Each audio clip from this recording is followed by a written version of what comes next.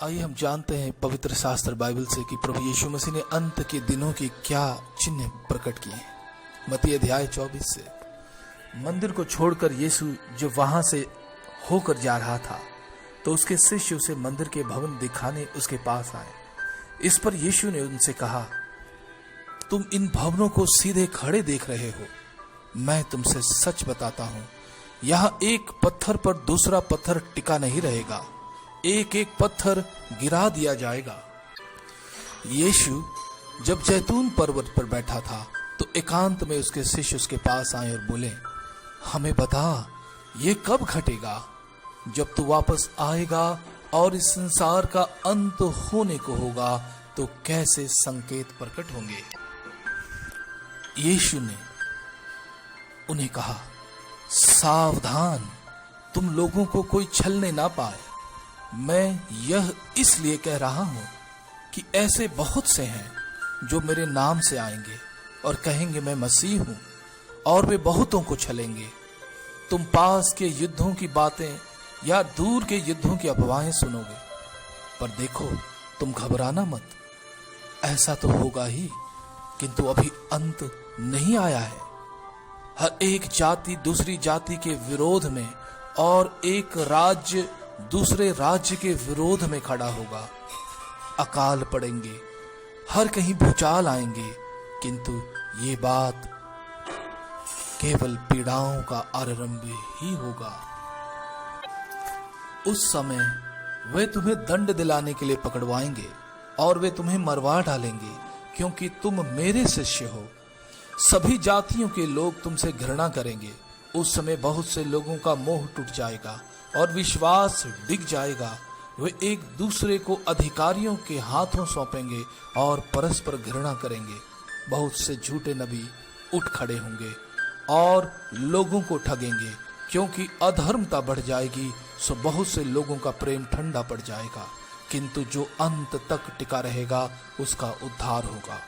स्वर्ग के राज्य का यह सुसमाचार समस्त विश्व में सभी जातियों को साक्षी के रूप में सुनाया जाएगा और तभी अंत आएगा। इसलिए जब तुम लोग भयानक विनाशकारी वस्तु को, जिसका उल्लेख दानियल नबी द्वारा किया गया था, मंदिर के पवित्र स्थान पर खड़े देखो, तब जो लोग यहूदिया में हो उन्हें पहाड़ों पर भाग जाना चाहिए।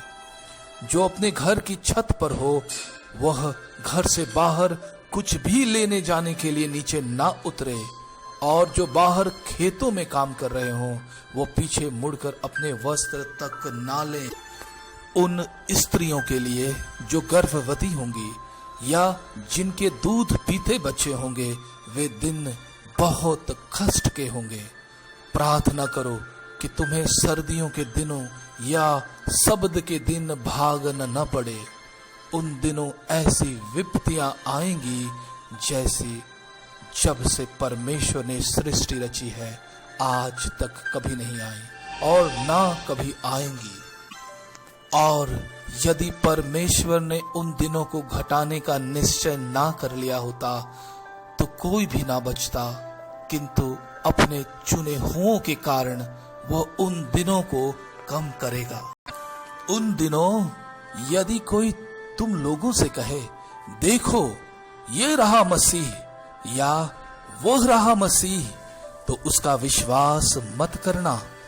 मैं यह कहता हूं क्योंकि कपटी मसीह और कपटी नबी खड़े होंगे और ऐसे ऐसे आश्चर्य चिन्ह दिखाएंगे और अद्भुत काम करेंगे कि बन पड़े तो वो चुनो हुओं को भी चमका दें। देखो मैं तुम्हें पहले ही बता दिया है।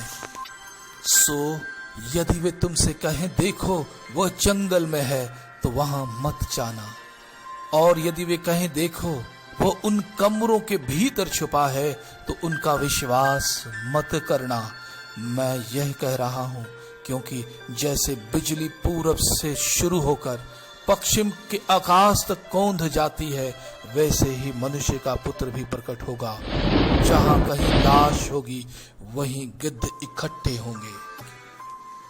उन दिनों जो मुसीबत पड़ेगी उसके तुरंत बाद सूर्य काला पड़ जाएगा, चांद से उसकी चांदनी नहीं छिटकेगी, आसमान से तारे गिरने लगेंगे और आकाश में महाशक्तियां झकोर दी जाएंगी। उस समय मनुष्य के पुत्र के आने का संकेत आकाश में प्रकट होगा। तब पृथ्वी पर सभी जातियों के लोग विलाप करेंगे और वे मनुष्य के पुत्र को शक्ति और महिमा के साथ स्वर्ग के बादलों में प्रकट होते देखेंगे। वह ऊंचे स्वर की तुरही के साथ अपने दूतों को भेजेगा, फिर वे स्वर्ग के एक छोर से दूसरे छोर तक सब कहीं से अपने चुने हुए लोगों को इकट्ठा करेगा। अंजीर के पेड़ से शिक्षा लो, जैसे ही उसकी टहनियां कोमल हो जाती हैं और कोंपलें फूटने लगती, तुम लोग जान लेते हो कि गर्मियों का मौसम आने वाला है। वैसे ही जब तुम यह सब घटित होते हुए देखो तो समझ जाना कि वह समय निकट आ पहुंचा है, बल्कि ठीक द्वार तक है। मैं तुम लोगों से सत्य कहता हूं कि इस पीढ़ी के लोगों के जीते जी ही ये सब बातें घटेंगी। चाहे धरती और आकाश मिट जाए, किंतु मेरा वचन कभी नहीं मिटेगा। उस दिन या उस घड़ी के बारे में कोई नहीं जानता, ना स्वर्ग में दूत और ना स्वयं पुत्र, केवल परम पिता जानता है। जैसे नूह के दिनों में हुआ, वैसे ही मनुष्य का पुत्र का आना भी होगा।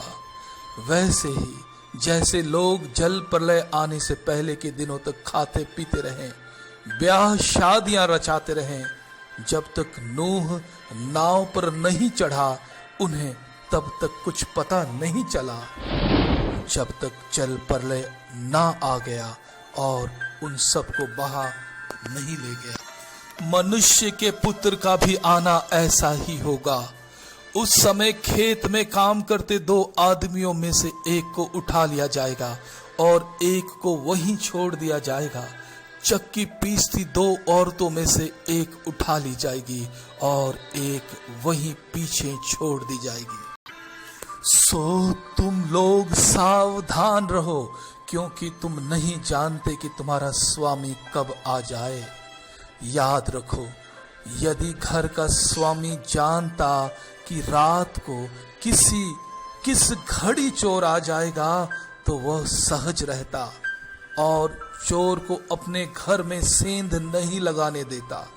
इसलिए तुम भी तैयार रहो, क्योंकि तुम जब उसकी सोच भी नहीं रहे होगे, मनुष्य का पुत्र आ जाएगा।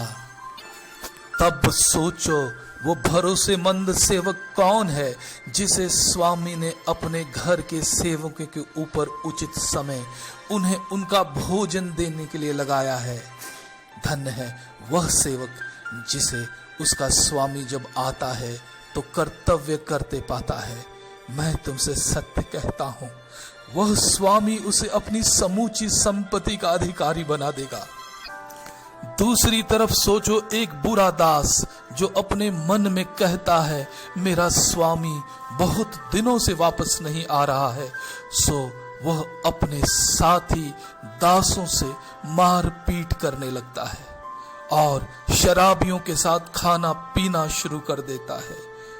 तो उसका स्वामी ऐसे दिन आ जाएगा जिस दिन वह उसके आने की सोचता तक नहीं और जिसका उसे पता तक नहीं, और उसका स्वामी उसे बुरी तरह दंड देगा और कपटियों के बीच उसका स्थान निश्चित करेगा।